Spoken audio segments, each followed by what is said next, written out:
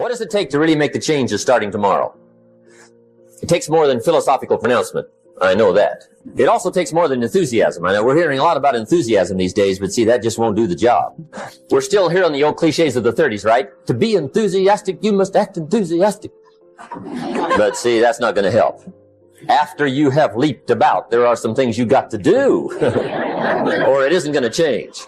See, you can get all excited about lifting 200 pounds till you get to the gym. And then you need a new excitement.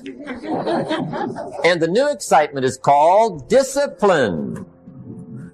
Major step to human progress. Discipline. Now here's the key to discipline. Start with the little disciplines, get excited over the little disciplines, and get right on those, because those will lead to the big ones. You can't handle the big challenges in life unless you take on the little ones.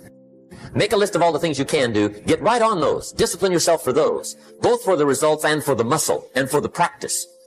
So that when life hands you some big challenges, you'll be ready. You'll have the muscle. Self-discipline. We might add one more word here, consistent. Consistent self-discipline. If we don't make consistent self-discipline part of our daily lives, the results we seek will be sporadic and elusive. It takes a consistent effort to truly manage our valuable time, or we'll be consistently frustrated. Our time will be eaten up by others whose demands are stronger than our own.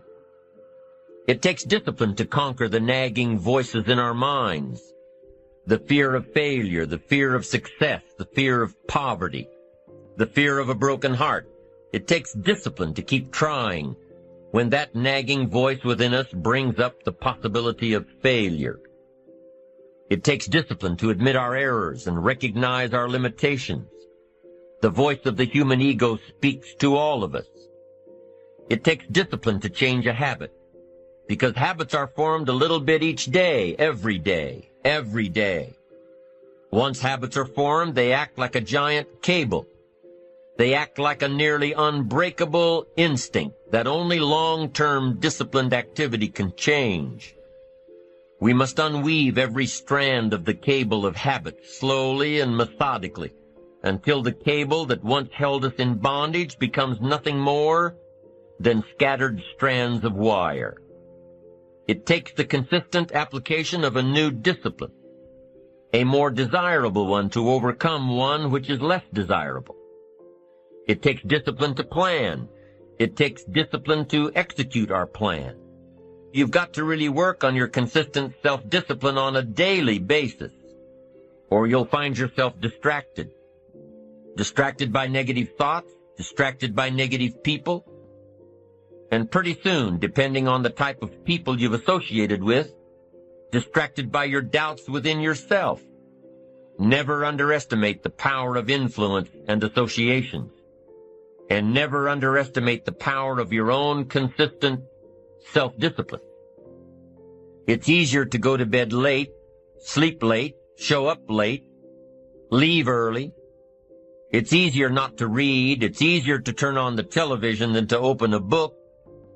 It's easier to do just enough than to do it all. Waiting is always easier than acting. Trying is always easier than doing.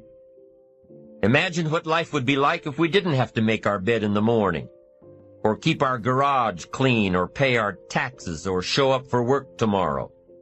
Wouldn't it be fascinating if we didn't have to do these things? Wouldn't it be fascinating? What do you suppose would become of us? You're right. Not much.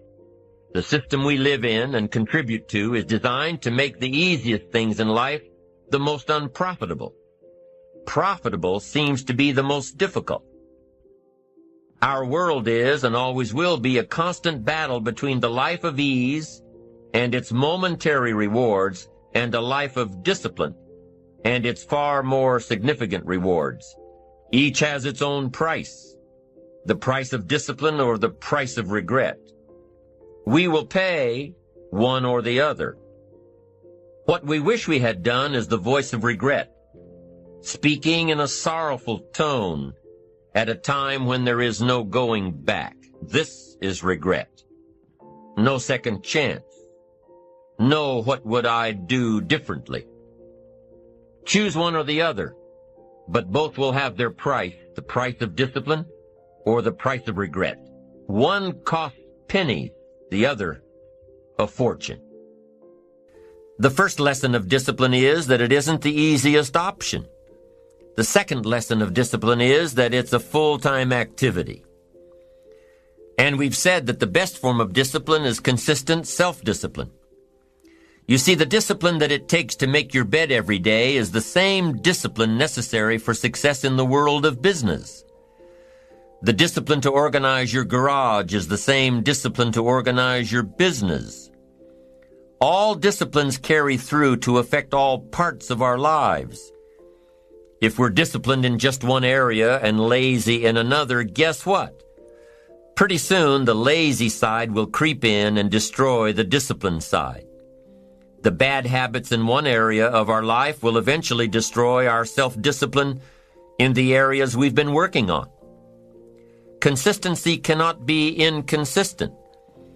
Discipline is the mind being trained to control our lives. Discipline is a set of standards which we've selected as a personal code of conduct. Discipline is imposing on ourselves the requirements for honoring these standards. Once we've adopted these standards of behavior and conduct, we're committed to honor them.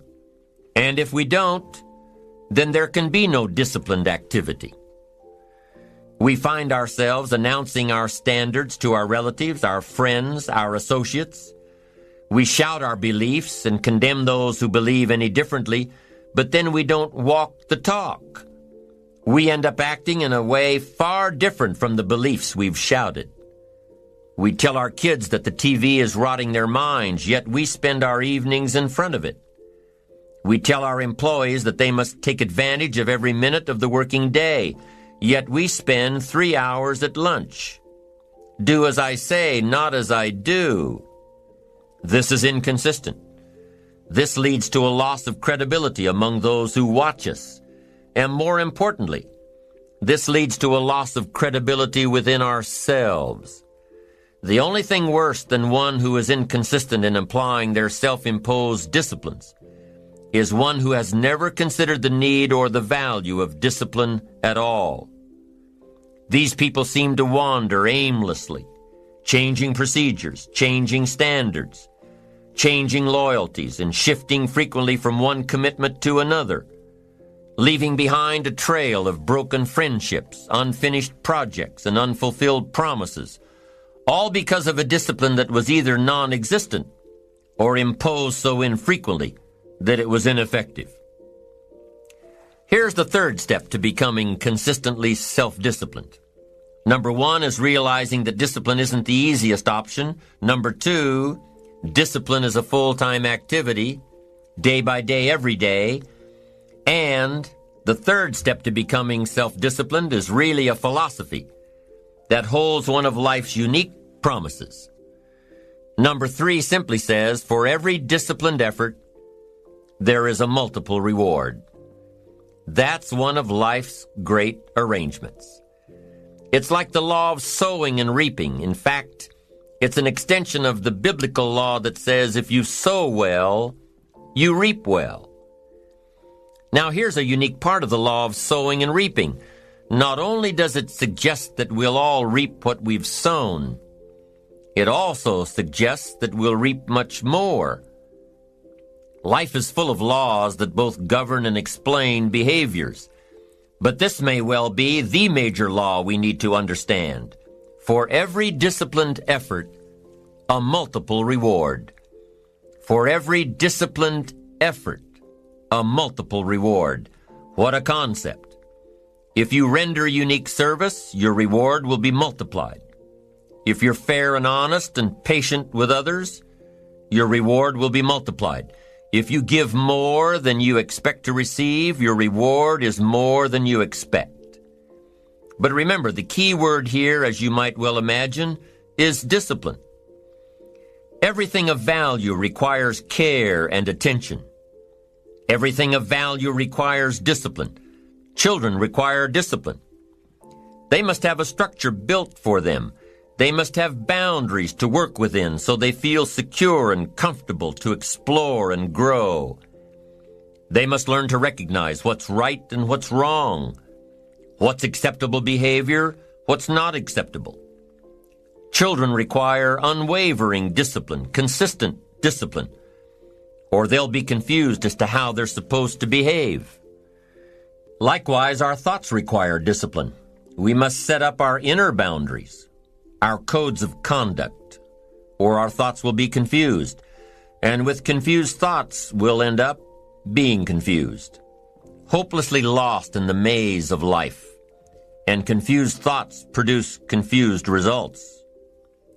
Look around you at this very moment in time. What might you be doing that needs attention? Perhaps you're listening to this program as you drive along in traffic, blowing your horn at someone ahead of you who isn't driving at the speed you'd like to. Perhaps you're listening alone because you've had a disagreement with someone you love or someone who loves you, and your anger won't allow you to speak to that person. Wouldn't this be an ideal time to examine your need for a new discipline? Perhaps you're on the brink of giving up or starting over or starting out, and the only missing ingredient to your incredible success story in the future is a new and self-imposed discipline that will make you stay longer and try harder and work more intensely than you ever thought you possibly could. The most valuable form of discipline is the one that you impose on yourself. Don't wait for things to deteriorate so drastically that someone else must impose discipline into your life. Wouldn't that be tragic? How could you possibly explain the fact that someone else thought more of you than you thought of yourself? That they forced you to get up early and get out into the marketplace when you would have been content to let success go to someone else who cared more about themselves. Your life, my life, the life of each one of us is going to serve as either a warning or an example. When I wake up in the morning, I don't think, am I motivated to go do what I'm supposed to do? No, I don't think about it for 1 millisecond. When the alarm clock goes off, I have no thought about whether this is easy, whether this is hard, whether I want to do it, whether I don't want to do it. None of that matters. It's an emotionless, thoughtless discipline. When the alarm clock goes off, you get up, you get out of bed, and you go do what you're supposed to do. I don't care how it feels. I don't care if it's easy or hard. It doesn't even matter to me. It's just a reaction, it's a discipline, and it's life. And that's the way I choose to live my life. People who are going to be really successful in the future are willing to make sacrifices in the present in order to guarantee that future. And by sacrifices, we mean they're willing to put in the long hours. They're willing to get up earlier. They're willing to work harder. They're willing to stay later. They're willing to invest and save their money, even though they don't have a lot, knowing that with compound interest, it will grow and grow over time. They're willing to spend an enormous amount of time investing in their children, knowing that this investment in their children, in time and love and affection and support, will pay off for decades and generations, even into the lives of their children and grandchildren. So sacrifice is the critical word, and sacrifice means that you have the ability to discipline yourself. You have the ability to delay gratification in the short term so that you can enjoy far greater rewards in the long term. And the wonderful thing is when you practice self-discipline, especially in exercise, for example, but even in hard work, your brain releases endorphins. And endorphins are called nature's happy drug. And it actually makes you happy to practice self-discipline, to take control of yourself and make yourself do the right thing and complete it. You feel good about yourself in the moment. And of course, the effect that it has on your future can be tremendous. Now, some years ago, a businessman named Herbert Gray did a long-time study, it was kind of his project, to find out what he called the common denominator of success. He said the common denominator of success was quite simple. He said, successful people, he found, make a habit of doing what unsuccessful people don't like to do. And of course, the logical question is, well, what is it that unsuccessful people don't like to do? Well, it turned out to be the same thing that successful people don't like to do either, but they do it anyway because they recognize that that's the price of success. A simple thing like exercising, going for a run or a walk at the end of the day. Well, do people like to do this? Do we look forward to exertion and perspiration and sweating and straining and everything else? No, we don't look forward to it, but we do it because we recognize that this is the price of looking and feeling fit, trim, living a long life, taking good care of our bodies, and so on. So remember, the same things that unsuccessful people don't like to do are things you don't like to do either. And again, it comes back to our favorite word, sacrifice. Being willing to pay the price in the present to enjoy the great rewards in the future. All right, the next personal quality that assures success is you must determine the price that you will have to pay in order to be successful, and then resolve to pay that price. For every single thing you want in life, there's a price. And there's a price that has to be paid, and nature always demands that the price be paid in advance. And the price is invariably hard work. There is no substitute for hard work. Many people say, well, geez, look at that person. They got the nice house and the nice car. You never realize that behind the scenes, that person was probably working 16, 18 hours a day, probably for 5 years before they got their break and 5 years after they got their break. All you see in the end result is the nice house and the nice car. The reason I mention this is sometimes people start a business, they think, well, sure, I'll have to work a couple of extra hours a day. And as somebody once told me, when you start your own business, you only have to work half the time. You only have to work half days from then on. And you can decide which 12 hours it's going to be. In a recent study, they found that in our society, you work 8 hours a day for survival. And everything over that, you work for success. If you're only working 8 hours a day, you won't do anything more than survive. Every additional hour, whether you're working for yourself or someone else, is for success. And so it's very important that you keep putting in those additional hours, whether it's extra reading, extra study, extra work. In the military academies, I think it's worldwide, it's the same. But in the military academies, whenever you are confronted with a senior officer, and you have, let us say you have your tie is askew, or your jacket is not ironed, they'll say, "Cadet, why is your jacket unironed?" And you're only allowed to give one of three answers. Yes, sir, no excuse. You are not allowed to say any other words to a senior officer except, yes, sir, I will do it. No, sir, I didn't do it. And no excuses, sir. And that's how they train the top officers in the world, is yes, sir, no excuses. Because they know that nothing makes a person weaker or littler than always making excuses. You just sound awful. You just sound incompetent. No leader could be a leader if all they did was make excuses. There is a turning point in your life where you become an adult or you remain a child. And it's like a line that you cross. You come up to this line, and on one side of the line, other side of the line is responsibility, where you are now responsible for the rest of your life. On this side of the line is blaming others for your problems. Blaming is the major source of negative emotions and unhappiness and stress and failure. Accepting responsibility is the major reason for happiness, personal power, and success. When you step across the line, you say, from now on, I accept complete responsibility for my life and for everything that happens to me. If you have a goal, you accept responsibility for achieving the goal. If you have a problem, you accept responsibility for solving the problem. But whatever happens, you don't blame other people. Blaming makes you weak and angry. It makes you feel inferior and insecure. Too much of anything is a bad thing. Life without balance results in an unbalanced life. Walking around the block every day is good. Walking or running 6 hours a day is bad. It's obsessive.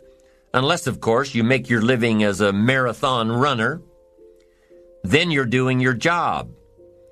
Eating an apple a day is good. Eating only apples is bad. You won't get all the protein and vitamins and nutrients your body needs. Working hard, burning the midnight oil, doing it until is good. Working nonstop, never taking a vacation, never having any fun, never spending quality time with the people you love, working day after day, month after month, never taking a break year after year, is bad. If you've got your nose to the grindstone all the time, How are you ever going to spot new opportunities, consider new ideas? It doesn't work that way. You've got to stop and ponder where you've been and where you're going. You've got to reflect so you know if you're even on the right track. Everyone has heard the story of Willie Loman in the play Death of a Salesman. Willie was a workaholic. He typified the old-fashioned concept of success. After all, if you're always working, you must be successful. No, it doesn't work that way. For workaholics, there's never enough work. They can work 10, 12, 14 hours a day, take 2 jobs, work them back to back. The only satisfaction is fighting off sleep, denying life's pleasures, getting more tasks done. Some people are impressed with this type of behavior. But just because a workaholic spends too much time working, that doesn't mean he or she ends up with the most money. These people are generally more task-oriented than results-oriented. They're busy being busy, not busy being productive. Workaholics generally end up alienating their families, losing their health, facing a crisis of values. Now, wouldn't you prefer a life of productivity rather than a life of tasks? Of course. When you schedule your time and take advantage of your time, you can work smarter instead of working longer, and you'll probably end up getting more done than the workaholic, and still have time for other things in life. Enlightened self-interest says, I will look for new ways to work smarter by focusing on doing more per hour instead of doing more hours. It says I will run my day so my day doesn't run me. Enlightened self-interest also says that a life worth living comes from a life of balance and moderation. Too much of anything, even good things, will sooner or later throw you off track. Now, here's a key technique that you can use in your life to help keep you on the right track. This technique is called visual chain thinking. Ambitious people don't see each step toward their goals as a singular step. Each discipline as a singular discipline. Each project as a singular project. Each sale as a singular sale. With everything they do and with every discipline they adhere to, they see it all as part of a chain, a link in the chain of events and actions that will lead them to their final destination. Every action and every discipline today is a link in the chain. Every action and every discipline tomorrow is a link. Every action and every discipline in the future is a link. When you can see that every link in the chain will eventually lead you to the things you want most out of life, to the person you want to become, then you won't grow discouraged or fearful or impatient with today. When you can see where you're going through visual chain thinking, even on the toughest days, you'll keep building your ambition by knowing where you're going, not just where you are today. Part of this visual chain thinking is built when you decide on your direction, when you can see where you're going to end up before you get there, when you can see California while staring at the east side of a 14,000-foot mountain. And building your visual chain of thought begins when you have well-defined plans for your career, your family activities, your investments, and your health. Your plans and goals are your visual chain, knowing where you're going before you get there.